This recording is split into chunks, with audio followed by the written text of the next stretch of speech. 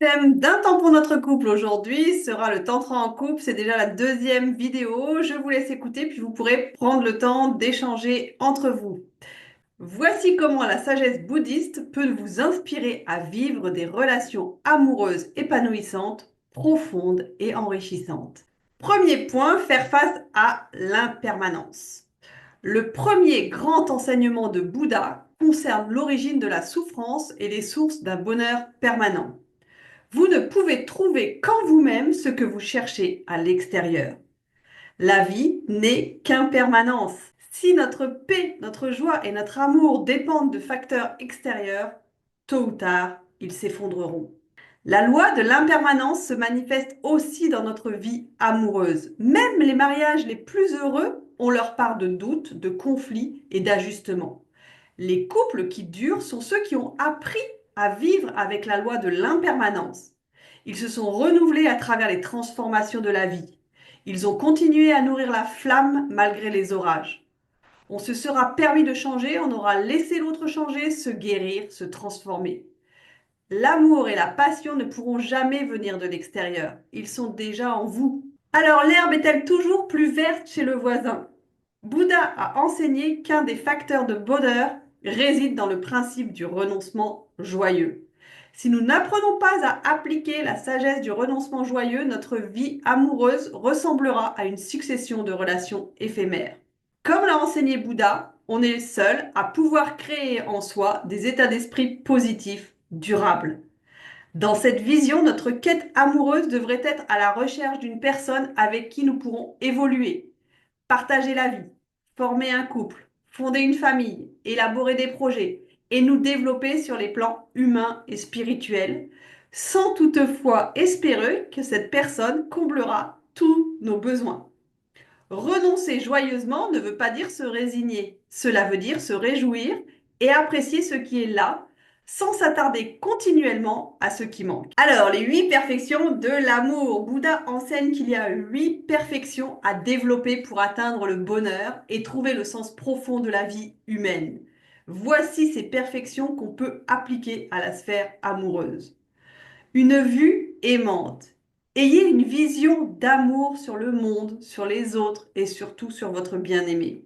Une attention aimante. Il est toujours bon de remettre l'amour au centre de notre vie. Une parole aimante. Soyez doux dans vos paroles avec l'être aimé. Que votre parole soit toujours au service de l'amour. Une action aimante. Si vous voulez connaître réellement une personne, observez-la quand elle croit qu'on ne la voit pas.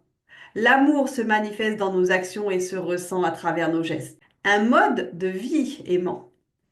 Développer un cœur aimant fera de vous une personne plus patiente, plus authentique, plus conciliante et certainement plus aimée. Une pleine conscience aimante.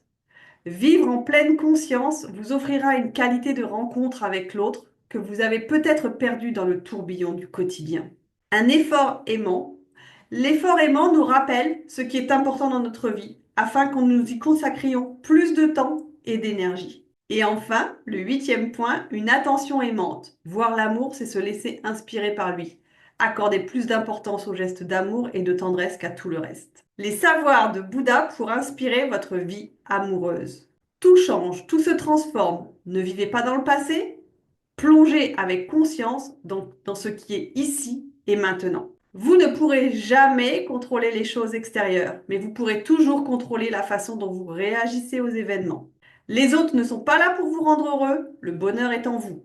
La seule façon de vivre l'amour au quotidien est de manifester un cœur aimant en toutes circonstances. Pour vivre la passion amoureuse, demandez-vous comment rallumer la flamme en vous-même en premier. Votre esprit est un jardin, cultivez l'amour et il vous offrira ses fruits. La respiration, l'énergie et l'union. C'est bien connu, le souffle a le pouvoir d'influencer nos émotions, de libérer les hormones du bonheur et de changer notre niveau d'énergie. Dans le tantra, il est considéré comme la grande porte qui mène vers des états de détente, de joie et d'extase. On pratique différentes formes de respiration consciente, à la fois pour retrouver une santé optimale, développer sa conscience sensorielle et activer son énergie sexuelle. La respiration sert de véhicule à cette énergie vitale. C'est un outil puissant pour développer la conscience sensorielle dans notre corps et pour mieux maîtriser notre esprit. Voici quelques faits intéressants à ce sujet.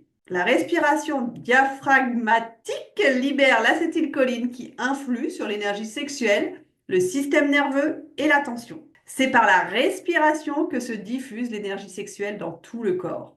Le souffle équilibre chacun des centres d'énergie, que ce soit celui du ventre, du cœur ou de l'esprit. Le simple fait d'être présent à sa respiration permet de vivre des expériences sexuelles plus conscientes et intenses. La respiration est le seul système autonome du corps que nous pouvons contrôler. Cela signifie que le corps gouverne la respiration, mais que nous pouvons modifier notre façon de respirer grâce à des pratiques de respiration consciente. Notre respiration est un indicateur de notre humeur et notre humeur est un indicateur de notre respiration. Autrement dit, en changeant notre façon de respirer, nous pouvons changer notre humeur.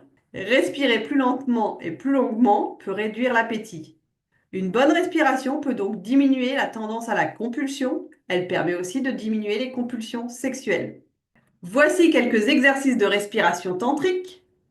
L'équilibre intérieur, donc c'est respiration neutre, respiration positive, respiration négative. La respiration abdominale, l'activation de l'énergie sexuelle, la montée de la Kundalini et la respiration de la lune et du soleil. Peut-être que vous trouvez ça sur Internet ou YouTube. Méditer pour libérer l'esprit et ouvrir le cœur. S'il n'y a pas de méditation, il n'y a pas de tantra. On ne peut faire l'expérience des pratiques tantriques qu'à travers la conscience, la présence et la sagesse réalisée. Il est donc urgent de remettre la méditation au cœur de l'expérience.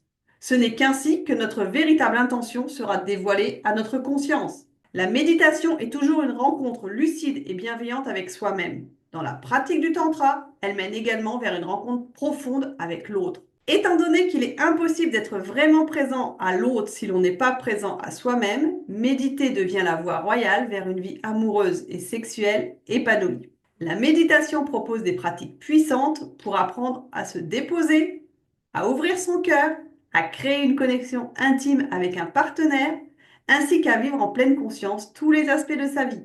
Voici quelques bienfaits que la méditation procure. Méditer, c'est devenir maître de son esprit, apaiser son petit hamster intérieur qui est le plus souvent surexcité. Méditer, c'est être plutôt que faire. L'ego lâche prise, ce qui éveille en soi un nouveau niveau de conscience. On ressent une immense liberté intérieure. Méditer n'est pas ennuyeux. La méditation comporte des pratiques variées qui conviennent à toutes les personnalités. Méditer, c'est explorer ce qui se cache derrière l'incessant brouhaha mental. Un royaume d'émotions, de vibrations, de sensations vous attend. Voici quelques exercices de méditation tantrique. Le réveil énergique, l'éveil des sens, l'étreinte tantrique, les 3 salutations tantriques, l'activation du pouvoir de l'amour. Le troisième point, donc aimer son corps et celui de l'autre. Nous sommes obsédés par nos défauts et par tout ce que nous devrions changer pour que notre corps corresponde aux critères esthétiques en vogue. Il est urgent de retrouver notre dignité et notre capacité à nous sentir beaux ou belles, tels que nous sommes.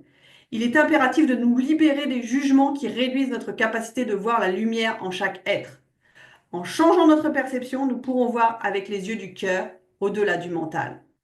Après cette libération, nous pourrons redonner à notre corps tout l'amour qu'il mérite, le remercier de nous permettre de vivre cette expérience humaine et retrouver confiance en nous. Voici quelques pratiques tantriques pour aimer son corps et celui de l'autre. Une pluie d'amour dans la douche, redécouvrir son trésor intime, un rendez-vous romantique, le massage en cadeau et le voyage au pays des 5 sens. Pour vivre pleinement les rites tantriques et faire une expérience optimale de leurs bienfaits, acceptez les fous rires et ne vous prenez pas au sérieux. Gardez à l'esprit en tout temps l'objectif de chaque exercice. Soyez toujours dans la bienveillance envers vous-même et envers l'autre. Faites les exercices avec sincérité et dans les moments de disponibilité intérieure. Amusez-vous, réjouissez-vous et invitez la joie dans votre quotidien. Pour aller plus loin dans la pratique tantrique, lisez le livre de Martin Bilodeau, Guide pratique du tantrisme moderne, célébrer l'amour et la sexualité. Voilà, pour ma partie, c'est fini. À vous maintenant d'échanger, de prendre le temps de commenter ce que vous avez entendu en donnant à tour de rôle votre point de vue et en écoutant celui de l'autre. Si vous avez des questions, n'hésitez pas à les poser sous cette vidéo. J'essaierai d'y répondre, soit dans les commentaires, soit par une autre vidéo. C'était un temps pour notre couple avec Sophie Caldier, thérapeute de couple, psychologue clinicienne et sexothérapeute. Je vous souhaite une belle journée et je vous dis à très bientôt pour de nouveaux sujets.